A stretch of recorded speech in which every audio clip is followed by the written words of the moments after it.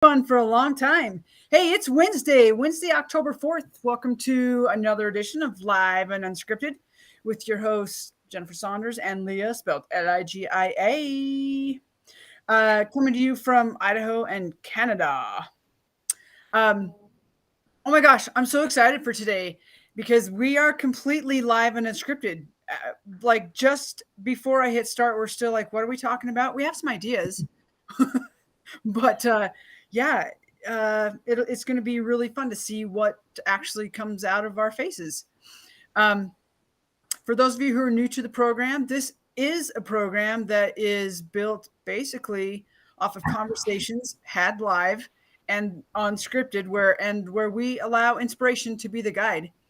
Every once in a while, we'll know the people who we're interviewing. Sometimes we just have chats with each other about topics and subjects that have found their way into our presence, or that we've heard or seen. And sometimes we interview pretty much strangers, but they're only strangers for a minute, which is really awesome. Those conversations, every time, they just lead to so many yummy nuggets that you just can take away and like chew on and think about and nourish yourself with. So we'd like to get started with just a little bit of breathing at the beginning of each session, partly as a way to let go of everything that's already happened in the day. We're doing this about an hour and a half earlier than we usually do because I'm traveling today. So thank you for joining us. Wherever you're joining us from, the Righteous Rebels Facebook group, the Righteous Rebels YouTube, or my LinkedIn profile. Thank you. Let's go ahead and breathe, letting go of everything that's happened in the day already, letting go of anything we think is going to happen in the day, and just becoming really present right here, right now, where you can lend to the conversation just by you leaning into your own presence. I didn't think about what the breathing was going to be today. Honestly, I just came right from pickleball. So I'm a little amped. And so let's just do box breathing today. Simple box breathing, where you're going to breathe in through your nose for a 4 or 5 count. Just a good deep breath all the way down into your spine. How did Brandy say that last week? It was amazing. Right into your sit bones. Right into your sit bones. Yep, breathing right into your sit bones. So in through your nose for 4 or 5 count. Hold that breath. Then you're going to release it for the same count through your mouth. And then you're going to hold the release all for the same count. Therefore, the box breathing. It's okay if sometimes your box becomes a triangle because you miss a step. The point is just keep yeah, absolutely. Just the idea is to just take time to slow down, let your breathing slow down, let your heart rate slow down, let everything come into coherence, where you get to be present with you and what's going on in this space right here, right now, where decisions are more readily and easily made, where you get to just be with the people that you're with without all the other stuff rolling around. So we do invite you to do this with a downward gaze or closed eyes, whichever is most comfortable with you. We're going to do the first one. I'll just guide it, and then let's do 3 together today. So go ahead and take those closed eyes or downward gaze. Breathing in through your nose. Again, 4 or 5 count, whatever works for you. Hold that inhale all the way down into your sit bones. Breathing it out through your mouth. Get out as much as you can. Hold that exhale.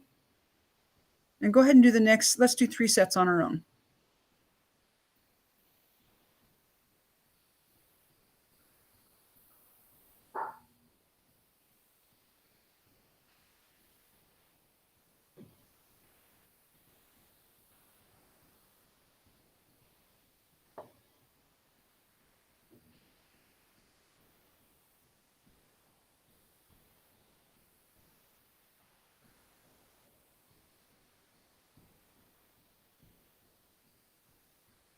Beautiful. Go ahead and finish up the set that you're in. And when you're ready, open your eyes.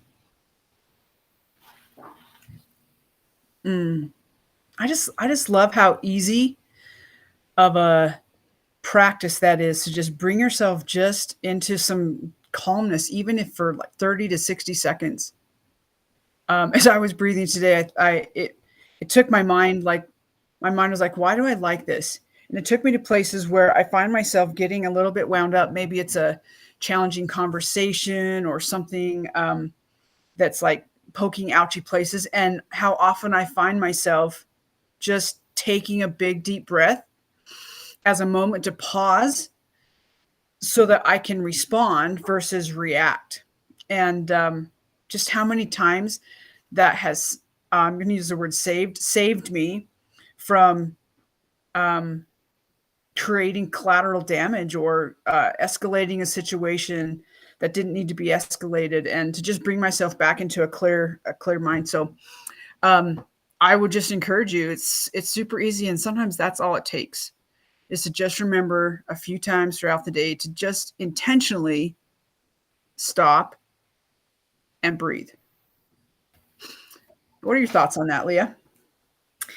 I think it's an underrated practice, and every time we do this, it always reminds me of just it helps me see just how how much energy was moving in my body, and then to take the second to just breathe. I just always notice the difference and how I feel after, and just being more in my body. I'm noticing I'm noticing a little ache in my heel after my walk yesterday, and just like different. Leah took a really long walk yesterday because she ended up where she didn't think she was. Oh man, I thought I was going one street, and I ended up going out into the countryway. I'm like, why is it getting progressively darker? So thank goodness for MapQuest, or not MapQuest. Oh my gosh, do you remember MapQuest? When you used to have to print out your driving instructions? Yeah. Oh my Or gosh, just maps. Maps. Yeah, that's what I I meant actually to say. really like maps. I think they're just cool. Just be able to like see things laid out before you and the path and all the different ways you can go. And sometimes I wish my life would look like that. Like just print it out on a thing, and it's like, here's all the directions and things you can go, and you can take a pin and you're like, boom, been there, done that, boom, been there, done that, boom. Nope. I feel I've kind of got stuck here. Yeah. I don't know. I think it would just take the whole adventure out of our lives if we had maps like that. Although it What does it? lend some safety. Yeah. I think so. Yeah. Well, it becomes predictable, but then we're so complex, right? Like there's a part of us that wants the predictable, and there's a part of us that wants to know what's going to happen. And then there's the rebellious sides of us that are like, okay, I know it's going to happen this way, but what happens if I go this way and go down that path? Or, oh my God, what's over there? I got to go check that out. Definitely know that's Oh, how my mind works. And it's like how I get into routine sometimes, and it's like, okay, this day I do this, and then that will only last so long, even though I know it brings order and predictability to my life. I feel like I'm always testing. Okay, I know how that works. Let's see how this works. Oh, that didn't work so great. Let's take some of this and mix it up with that and see where it goes. that's I love. Constantly Hey, experimenting. right. I see. I just turned on the phone here so that I can see comments, and I see Abigail on here. Abigail, it's been forever. Thanks for joining us this morning. Um, Abigail actually is someone who would be an amazing soul to have on Live and Unscripted. So, Abigail, consider that your personal invite right here live, where everybody can now await your presence on the show. I actually know Abigail through a company called Soul Naturals, and it's been really fun to watch her grow and mature in this company and mature in herself. And whoo, thanks for joining us. Let's schedule that one. That would be so fun. Oh my gosh, what are we going to talk about? I know we talked about a couple different possibilities. We talked about being stuck. We were in a conversation yesterday, maybe the day before, about what stuck means.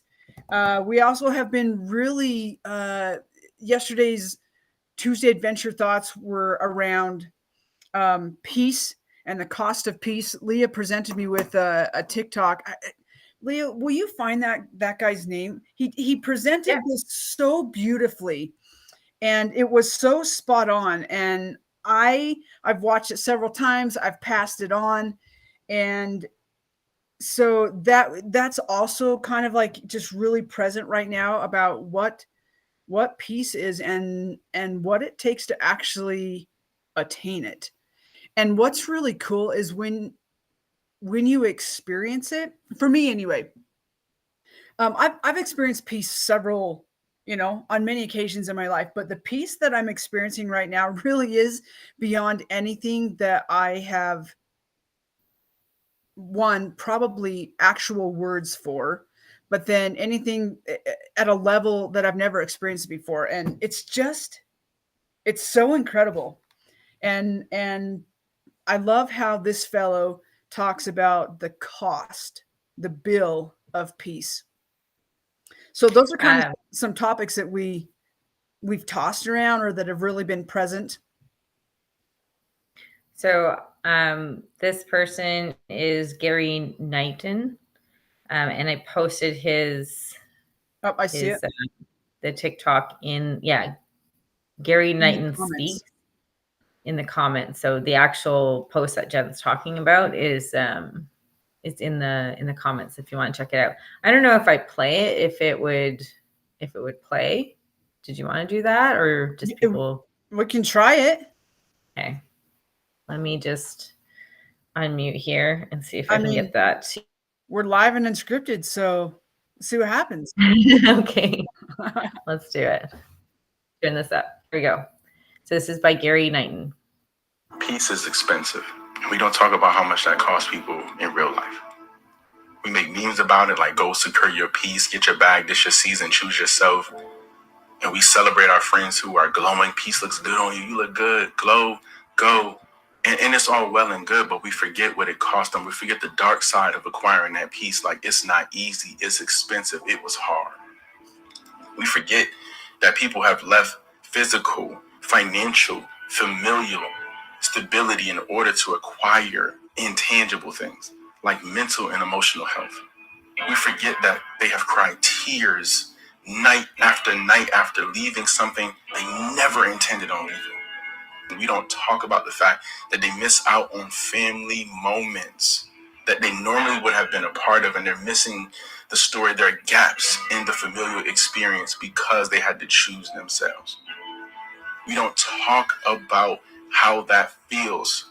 We don't talk about what that takes from you while you're acquiring peace. We don't talk about how many people have opinions about you now because you had to choose yourself. We don't talk about the pain, the dread, the bravery, the courage it takes to walk away from people you love.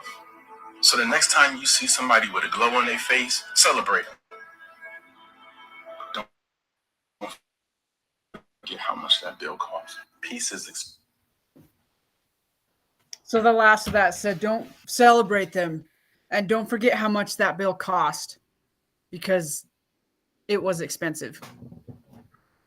I just, man, it's so been on my mind. And you look at people, like I think about the people in my lived experience who I've come across who have there's just something about them, um one fellow, like India is really on my mind as well, because it's a year ago that I was in India. And I before that we did some training in the Bahamas, and there was a fellow by the name of John Bates, incredible soul. And he has this peace about him. Like when I saw him, I was like drawn to him, first of all. And I just thought, wow, this guy's been through some things to be able to present the way that he presents. And you just want to be around him. And I think of a few other people in my world who I've bumped into or had an opportunity to meet that have similar presence as John, especially the men. I really notice it for myself in the men.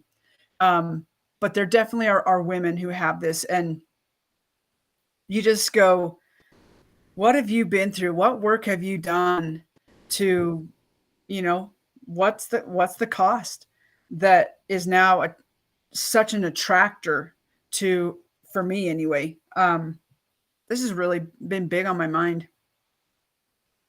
Yeah. I think it's just, we just look at people, or we have this idea that it's selfish to I'm so glad you brought that up. Yeah. Well, it's that you're only thinking of yourself. You're not looking at the bigger picture.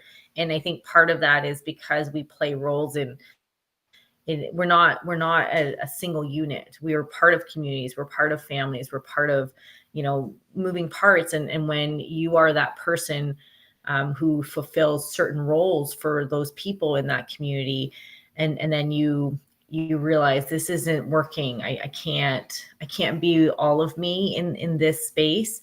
And then you want to break off, that leaves a hollow for people. And then they have to find ways to rearrange and find ways to fulfill those needs that you had met for them. And it's a scary thing. It's a scary thing because when you've always been that to those people in your life, it's scary for you because you also have to rearrange what your life looks like, and they have to rearrange what their life looks like. And sometimes that can just really cause them to look at you differently, and you don't hold the same esteem, or the same, maybe esteem is not the right word. They just don't see you the same. And it's almost like a betrayal, because this is who you were to me. This is what the role that you played in my life. And I don't know how to do this next part, because that's always been you. Yeah, absolutely. Well, and I appreciate that you bring up the selfish piece, because I don't know about you, and I don't know about you as the listener, but I was taught being selfish was not a good thing. Like, it was all about being selfless and serving and giving and doing all the things for everyone else. And like, what did we? We've called it self-care. I mean, we've given this name of self-care, but the reality is that, or for myself, like, this reality for me that I'm really taking a look at is, it's okay to be selfish. It's okay to take care of yourself, and to be able to know what your needs are, to know what your wants are, to know what fun looks like for you, to know what work looks like for you, to know what it is to dream your dreams, not someone else's dreams, to even know what your own beliefs are. Like, how many of you out there, and I've been having this opportunity for several years now, and it's something I will continue to look at, is how many of the beliefs you have are your own beliefs? Do you even know what is your belief? Or is it just something that's been with you for so long, handed down to you maybe as a child, probably as a child, by a parent, a teacher, a religious leader, a community leader, a sibling? Like, it could be anybody. Like, how many of your beliefs are actually your beliefs? And it's not selfish. It is selfish, but it's a beautiful selfish to go in and discover what your beliefs are, what actually drives you and excites you and thrills you and saddens you and makes you want to stand up and fight for something, especially you. And not like to fight, but to like stand in your power. So I have this, I'm gaining a new understanding of selfish. And it goes along with this concept of peace. And it can be painful sometimes to go in and recognize, like, well, damn, I thought that was me. I identified with that belief my whole life, but it's not really. Wow.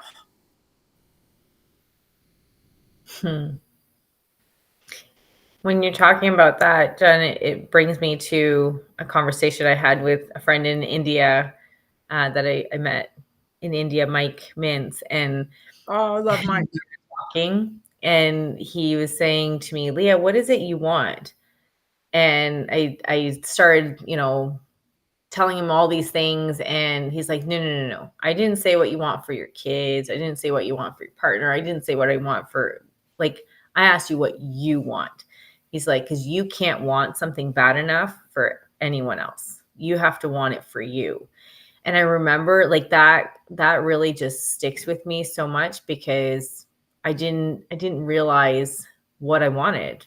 I thought those were things I wanted because I wanted them for my people, and I wanted Right. to take care of them, and all the things that I thought that would bring to their lives. But and I think this is where the stuckness part comes in, is I felt like I was doing all the right things. I was, I had the morning routine. I was doing the coursework. I was putting myself out. Like I was just constantly doing things, but feeling like I wasn't getting anywhere. And I think that's where my disconnect was that I was doing all these things and not really understanding my why. Like it wasn't my why. It was something that, because the people around me say this is what we want, and I wanted to fulfill that for them. But it wasn't really my core why. And I think that's why I was feeling like I was, busy, but going nowhere, or feeling like I'm going nowhere. Yeah, it's kind of that stuckness. It's like, when we were talking about that piece of like spinning, going nowhere, and I do think that that's part of it, is that it's that space where, and we don't often recognize it because we're so accustomed to going outside of ourselves to find all the answers, whether it's business, personal, spiritual, whatever. We're accustomed and have been taught and conditioned, mostly, not in every case, to go outside of ourselves to find an answer. And I love all the resources that we have that can give us tools for, maybe like stick a bush under your tire if you're stuck, or, use some cat sand, or here's some different ideas of how to get yourself unstuck. It's all fantastic. But the reality is nobody has your answer but you. And it does take some experimenting and some getting dirty and falling down and getting dirtier. And I tend to look at stuckness a little differently. My mind was like, did I just totally veer off the topic of where we're at? Selfishness. But I still think it fits with the selfishness, because when we're in stuck places, me personally, I think it's a really beautiful time. And it's a time that's probably being given to us and called to us by our own soul to say, hey, tap, tap, tap. I might have some things to tell you. If you'll just tap, tap, if you'll just come inward, like maybe look outside of yourself and at all the tools, but then you've got to come inward and be like, what one feels like the best to try, or what feels like it's going to be the most useful for me. And then you start, I look at being stuck. I was telling Leah, like plateaus. People talk about plateaus like they're such a negative thing, when in reality, it's an opportunity to pause. It's an opportunity.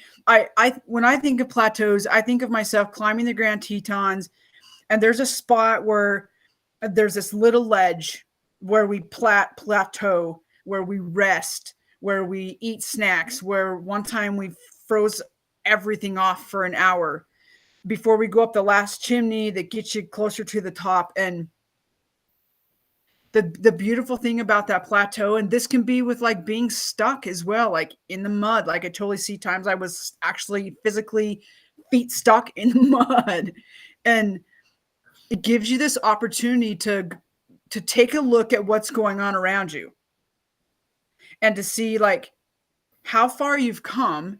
How did you get to that place? Eat some snacks, refuel, drink your water, your electrolyte or whatever, get yourself renourished, and look around and be like, what are possible next steps? How do I feel inside myself? What do I feel like I have the strength to do? What seems like the next, and who is there to give me a hand up? Do you have a buddy there with you? Or are you using a rope? Are you using, maybe it's a paddle, maybe it's a life jacket. I don't know. But it's this opportunity to pause and see things differently and to like celebrate where you're at actually, instead of always being just crunching your mind and angry and pissed off or whatever because you're stuck. And I've done it too. I've done it many times. But when I remember to just be like, well, this is a timeout.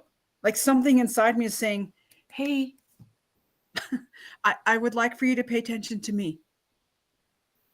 And when I do that, life goes much smoother. The solution just comes in most often, or the right person. Yeah. When you open yourself up to that pause. And I think it requires you to be selfish, and it's okay. Is it selfish or is it self-love? Like, I think really, it's both. It's okay to be, this is what I'm saying. Like, I'm getting this opportunity to look at selfish different. It's selfish in that you're turning that love to yourself. You're actually giving it to you instead of somebody else. This is my opinion. This is how I'm like, it's rolling around for myself right now. And when I do that, it allows me to give more fully to all of the people around me, because then I'm full, or I know better who I am and what I actually have to give. And instead of just always giving on an empty tank or hustling or doing the thing or trying to figure it out, it's like a healthy selfish. it makes me think of why we do what we do, and so I've been seeing a lot lately about the highest vibration that we can emit is the vibration of authenticity. And when we're acting from a place of, I'm going to do this because it makes you happy and because I know it's something you want and I know it's important to you, like in our relationships, whether it's our kids, our partner, our boss, whatever.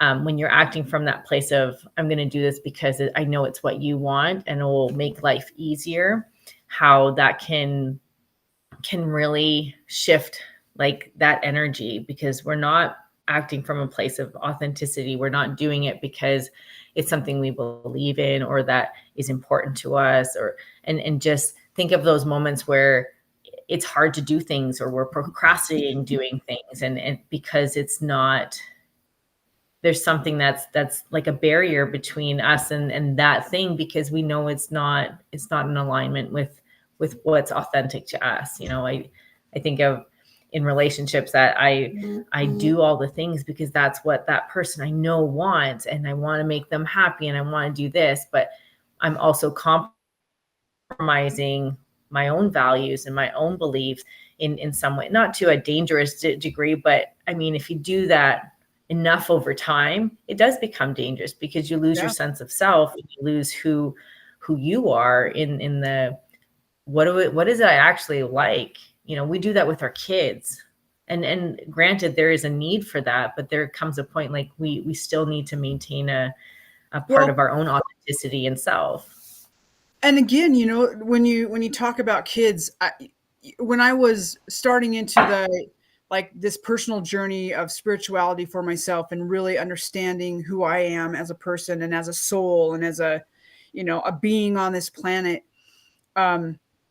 I was in some training called Outlook Development at the time, and they would always say, put yourself in the hospital. Like, why are you doing this? Put yourself in like, what is the thing that's really going to make you change? And really, and it always came down to my kids.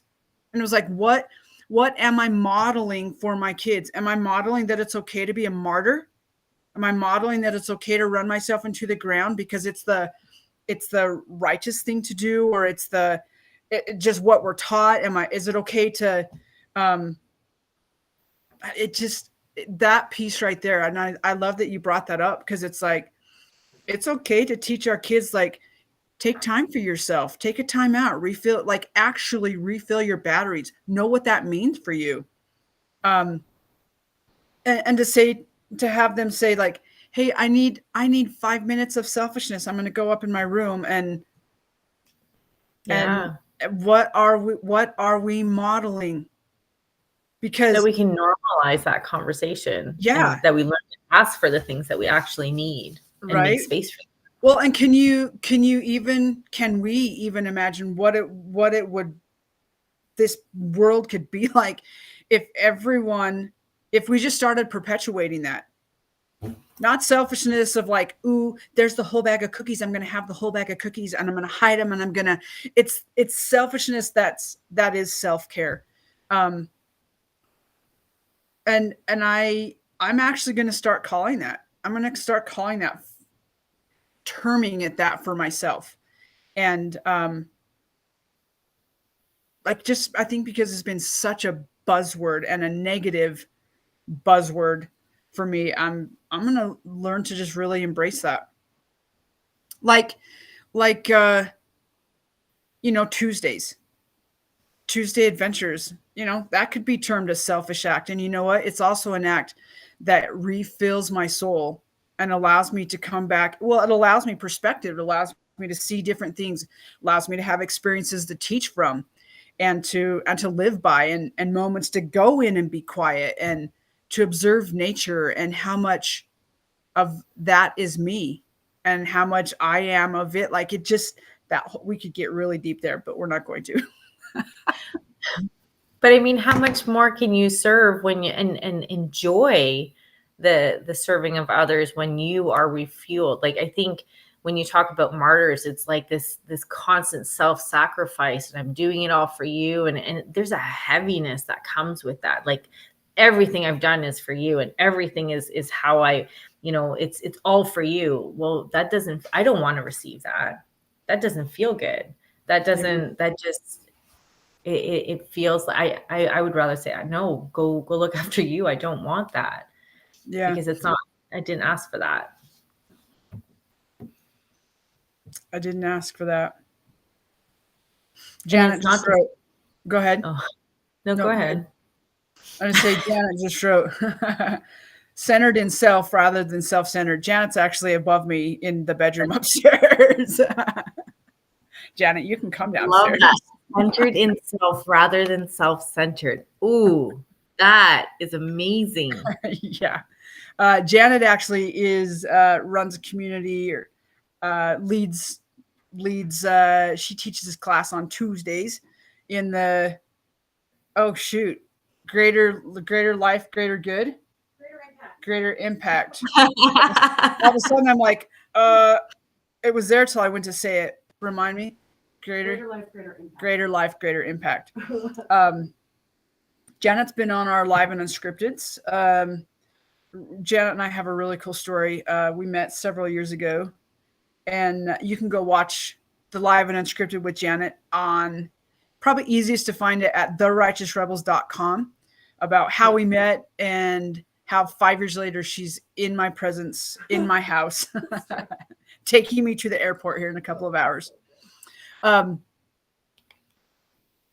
Yeah, self-centered in self rather than self-centered. It's just this interesting, the concepts of learning to see things in a different light. Like when you step back from, everything, it really does kind of require a stepping back from everything. And that's what I love about what we do here at Righteous Rebels. Is I'm a full-on believer in creating experiential learning and adventure, and recognizing that everything can be an adventure, but where we take you out and we allow you to work physically, so that it's the lessons and the learning soak into every level. Like you're marinating through your spirit, you're marinating through your mental, your and your physical, emotional. Janet, what was it like? Come talk to us about yesterday. I took Janet on just a little Tuesday adventure yesterday. Talk about being selfish. And this whole concept of peace and price, because we had good conversations about this as well. Hi. Hi. Everybody, welcome Janet Thurgood. Hello, Janet. Hi, it's good to see you. Well, I just thought it was interesting that depending on how you phrase it, depending on how you phrase that, being centered in yourself is a loving thing to do. But being self-centered is very narcissistic and toxic. like when you suck the energy out of a room, that's self-centered, right? But when you're centered in yourself, you're giving. So, but I loved what you said, Jen, about processing through life in nature and having the experience. Like experiential learning is the only kind of learning to have. Amen. Because Amen. it's written on your bones and in your heart and in your cells in no other way. Like you can read a book and learn about bodybuilding, but until you get your butt to the gym and experience it in your bones and in your cells, it's not true learning. So Right. yes, that's why I think this adventure, the adventures that you guys offer, is really key. It's the learning through experiential learning, like to have to face fear. Are you telling him to get their butt in the boat? Yeah, I'm telling him to get their butt in the, because I'm getting my butt in the boat and I'm Right. terrified. Janet's going to be on our river trip, our surviving life and leadership, August 14th through 20th, 2024 trip. Yeah. Yep. I'm not a daredevil at all. You don't have to be. Yeah, but I do want the experience of facing down fear. Yeah. I want that. I want to experience it in my body. So anyway, that's all I have. What have you witnessed in people who practice, we're going to call it selfishness, centered in self, and face down fear? What do you witness in, like, why do you want that? Why would someone else want that? I think that's the whole point of living. We live in a world that's soaked and steeped in fear. And the whole point is to come here, be steeped in it, and rise above it and transcend it and transform that fear into power. So when you're centered in yourself, you've got a lot of power going on. Amen. Preach. Yeah, that's what I want. Preach. I want to be powerful. I've been praying all year this year for courage, for clarity, courage, and confidence. And you can't do that unless you've stared fear in the eyes and overcome it and transcended it and transformed it. Leah, what's the principle we teach about courage and confidence? The cycle? That cycle. Confidence creates courage, courage creates confidence, and it keeps building on itself. Yeah, and it's so challenging, like when those stories and we're faced with like this whole new way of life and all the stories we want to attach to what it's going to mean and just how scary that can be. But how scary is it to stay in a place of, I already know where this is going. Like how do you grow from that place?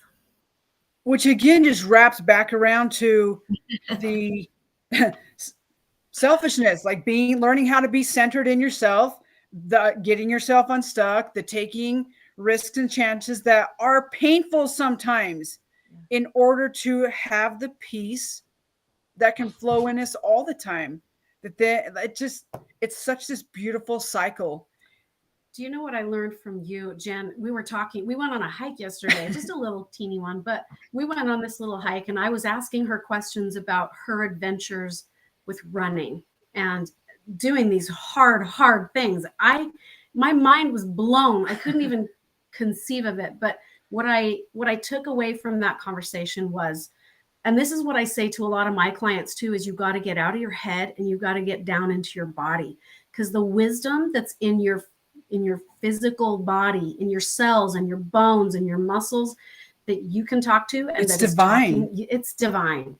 It's divine. And I think that's what I learned from you as I was listening to you talk about your experiences with adventure, with running, with pushing through the hard stuff, with communicating with, you were not up in your head in those moments. Like even when you were talking about being in the river and jostling around, you had to get the hell out of your head and into your physical body to come through that experience.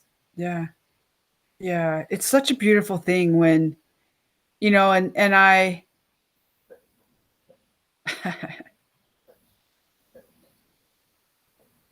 it's such a beautiful thing to be able to actually really connect with your body and to understand those pieces of yourself and to find every one of us has, wow, Every one of us has these places built inside of us that are these hidden like caches and stores of power and strength and courage and tenacity that when we need them, they're there, like they just unlock, but we have to put ourselves like we've actually got to choose to do hard things and not just be thrown into hard things. I think that's one of the greatest things I've learned about when I started doing hard. Like I said, things like, I'm never going to climb the Grand Tetons. I'm never going to run a marathon.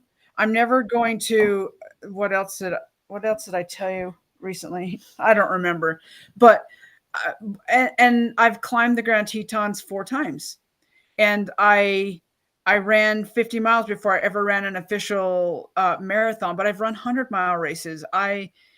But intentionally, I think what I learned is by intentionally doing those things and having to face myself, really learning to listen to the me that is me, not the me that's this thing, but the me that's me that runs this thing. And then when I'm faced with challenges just in my lived experience, I can go, I can do that because I did this hard thing. I did this hard thing. I paid to do this hard thing. I gave somebody money to do this hard thing. And it was worth every penny. And it was worth every ounce of blood, sweat, sometimes lots of tears, sometimes actual blood. There's, like Leah said, that cycle. It's amazing. And you just start recognizing like how low we've set the bar for ourselves, or how low we've let other people set the bar for us, and we've chosen to believe it. And so I don't even know how we got on this, but it's so worth it to choose to do the hard thing, to have the peace that comes with it. I love that you're sharing that, because it reminds me of the story of your very first run and that leap of faith, especially when there's so much going on in your world, life is shifting, and that, you know, funds weren't readily available, and you still found the way to do it because you felt called. Like, will you share a little bit about that? Of which one? When your very first run in Ecuador. Oh, that one. I was thinking 100 milers. No, the very first one, because it was a whole new thing. Yeah, I had started trail running, and I kind of had put myself into running. I was in my late 30s, and I was looking up races because I was making my summer race calendar, you know, so that I knew every month or what I was doing and had things to look forward to. And I'm perusing the computer and the internet, and I'm looking for races, and all of a sudden I see run in Ecuador. I'm like, what? People run in Ecuador? Like, that's a thing? And it's through a company called Race to Adventure. I don't get paid to advertise them, but I have learned so much from them, and from Merritt, who is the race director. And I actually have been on 5, and I probably will do them again. He's taught me so much, and came at a time of life when life was imploding. And it probably, like, he saved me. Those races saved me because it gave me an opportunity to get outside of myself, outside of my head. And I called him. I'm like, is this real? I can give you $400 to hold my spot. And then I can just give you a couple of payments. Merritt's who I studied and modeled what I do after. And he's been a great silent mentor. But he's like, yeah, this is a real deal. And I just loved how real he was and how he explained it. And I was like, I think I can do this. And I always keep some cash for instances like this. And I'm like, okay, I have $400. I can take $400 and do this of my money. I can use it on myself. And I filled out the paperwork, and I was like, oh, the price is going to go up in 2 minutes. Do I actually hit enter? I just hit enter. I'm going to go to Ecuador. Okay, I got to mail in my check and I've got to do the thing. And oh my gosh, I got to get a passport. How do I get a passport? What do I do? And it was really cool because I didn't have the funds. At that point, the trip was, I think, $1,500. I chose the camping option plus the plane ticket, which was like another $1,000. And in the middle of life getting really close to imploding, and I was like, okay, God, universe, life force, I just committed. So how are you going to help me? And in 6 weeks, I had all the money to finish this trip, airline ticket, spending money, all of it. And I found myself in Ecuador and having this incredible experience. And that really is what started my bug for traveling and just this thirst for life and to soak it in. And I don't know what you wanted me to share exactly, but no, that's beautiful because it just lends to when we put ourselves in those challenging positions where we don't have all the answers, when we don't know the next steps. We don't know it gives me goosebumps, but that if we trust that it will come together and that we keep moving forward, to keep taking those steps, that it will come together and we'll find that way.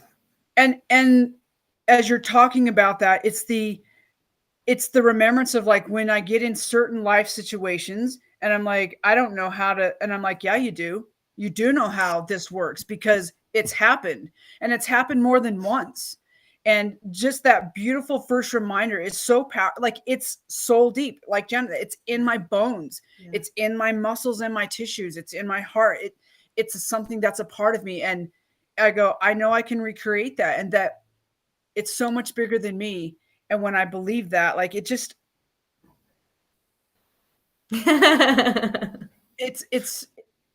it's part of why I love creating experiences for other people to do this, because it's life-changing on so many levels. This isn't, I know that a lot of people think that we just play, that we just go out and we adventure, but it's so much more. It really is about learning who you are and what your strength is, and learning to set the bar higher, and that it's okay to be freaking selfish sometimes, and to spend money, to invest money in yourself to do these things. Because again, you're doing it for you, but you're modeling it for your kids. You're modeling it for the people around you. And some people are going to be like, they're going to talk. There's nothing you can do about that. But they're probably talking because they're jealous, or they're judgy, or they don't know how to do it for themselves, or they won't do it for themselves. And who are you to do it for yourself? And who are you to do it for yourself? It's fear. That's fear-based. And so I'm passionate about this. And I want to teach people how to play an adventure, because why not? There's so much hard stuff anyway. Why not learn your lessons in a really fun way? Why not question your life choices sometimes and then go, oh, wow. But do we have to be miserable going through the hard stuff? Right. And that's still what I love about we're still going to go through it either way. Yeah. It still might suck. Yeah, absolutely. But it can still be life-giving. It can still set you free in other ways. And it just gives you an avenue to breathe a whole different way. So I just love that you share that.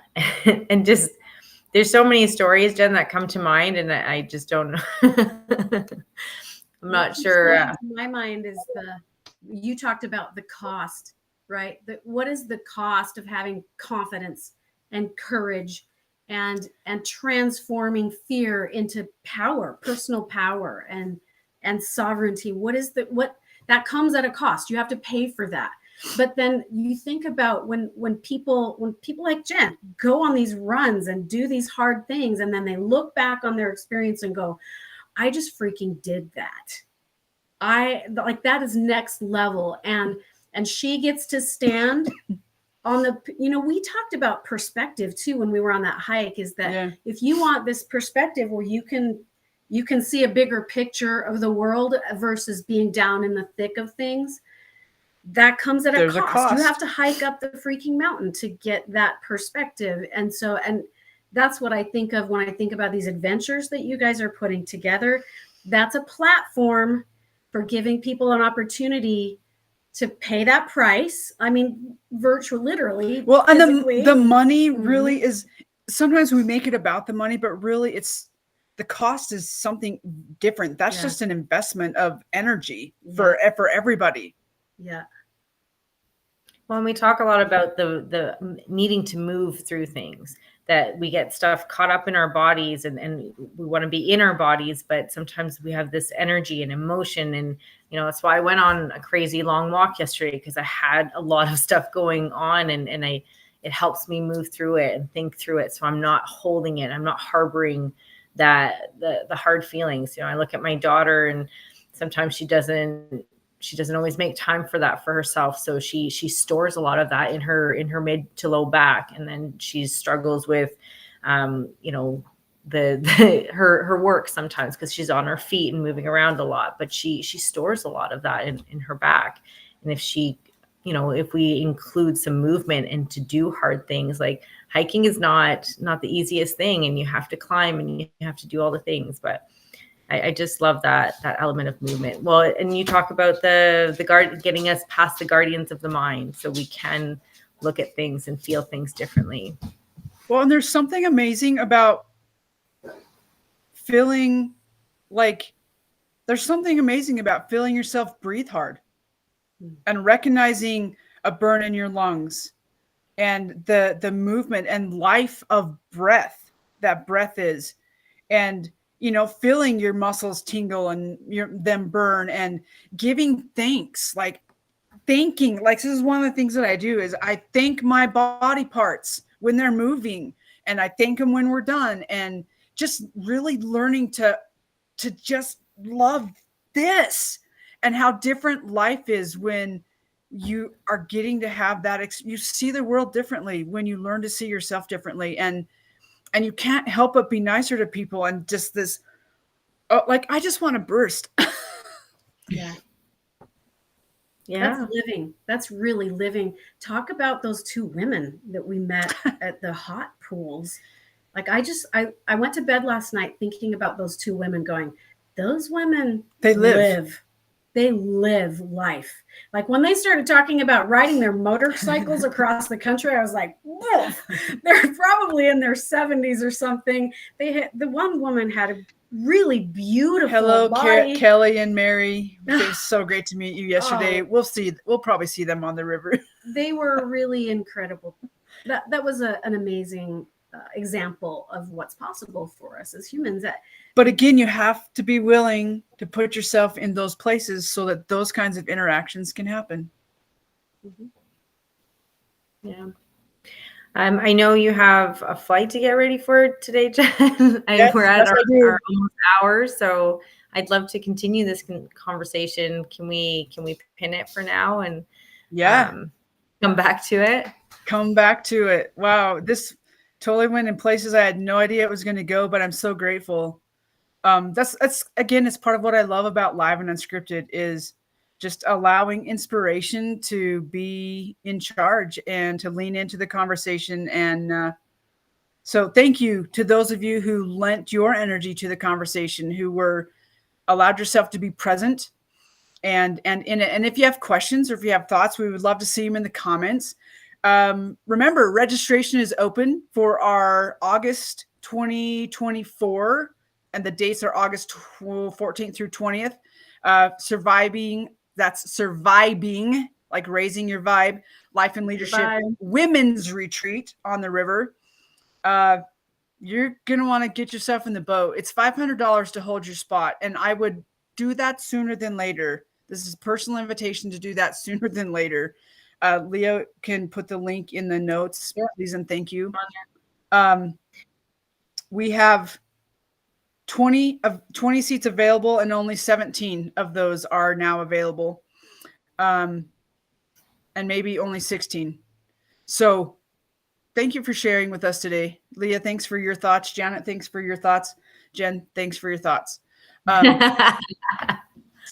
I do have one more thing I'd like to ask anyone Yeah. who's watching, and I would love to see you comment in this feed, or maybe I'll make a post in the group. But what brings you peace?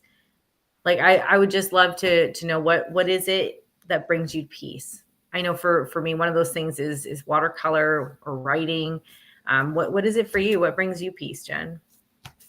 I'm like, you're going to ask me that right now? Yeah, just or Janet.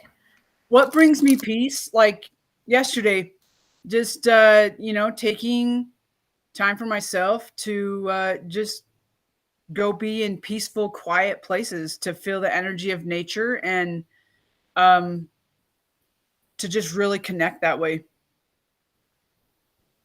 Yeah, me too. What brings me peace is dropping down into my center when you guys did the breath this morning at the beginning of the call. That's what brings me peace. And I can be in the middle of a massive tornado and there's chaos flying around me in my life. And if I drop down into my body and just put my awareness within, I'm in peace. I'm in the center of the storm. I can be in the center of the storm as it moves about, but I don't have to be in the chaos. I agree with that. Like, so many times driving, like I say, or someone's poked a tender spot, or, whatever. And if I just pause and breathe, that's, Go within. Go within. What about you, Leah? I love that you said it that way, Janet. It always brings to mind a moment I was in a really challenging conversation with someone, and just seeing this shit storm above my head, and just the way you said that, dropping into the center, that I still could think. I wasn't caught up. I could just watch it. And that's such right. Like Brandy said, down into the sit bones. Yeah. Down into the sit bones. Janet says that. She's like, go to the base of your spine. That is a portal to your higher self. And when you connect to your higher self, you do go into stillness. You go into peace. You can't not, because that's who you are. It's what you are. I just love you, Janet. Thanks for popping in. Thanks for letting me join. Good to see you guys. Thanks, sister. Yeah. Man, that was a roller coaster. I know, it's totally caught me off guard. I just feel so much gratitude and so much peace. And it's going to manifest as tears, so I'm just going to let it. But I am going to have you lead us out, though. Okay. I actually am headed to see Leah here in a couple of hours. I'm headed to Canada, so Thanksgiving this weekend for us, so I'm super excited. Yeah, I am too. So we'll welcome all prayers for safe travels and all the good things. I want you guys to know that I love you. I appreciate who you are, how you show up on the planet, and how you show up for you, and that you continue to show up for you even when it's challenging. And I'm just going to extend that invite to continue doing that, and to be selfish sometimes, and to be okay in your stuckness. And remember, it's a time to let yourself get centered and eat some snacks and refuel. Snacks are a must. Snacks are a must. All right. Should we lead them out? Yeah, absolutely. I'll follow you. Yeah. Okay. All right. This is your invitation to remember to be bold. Be Oh, bold? shoot. I forgot. Wait. Pause. Let's do that again. Your invitation to be bold. Be brave. We're slaughtering this. And to be a rebel. Janet's Until laughing next herself off the couch. I bet. It's going to be so You're much easier welcome. when we're together. Yeah, you're welcome. And for anyone else who just laughed yourself out of your chair, have a good day. You're welcome for that. Stay on the We road. love you. Yep, we love you. All right. Tomorrow we'll be coming to you live from Canada, and we'll be doing a on-the-go version of Creative Unraveling. Yes, that Creative Unraveling. So thank you again for sharing your time with us, for sharing your heart, for sharing all the things that you share. We'll see you tomorrow on Creative Unraveling. Remember, go be great. Go be great. I love that.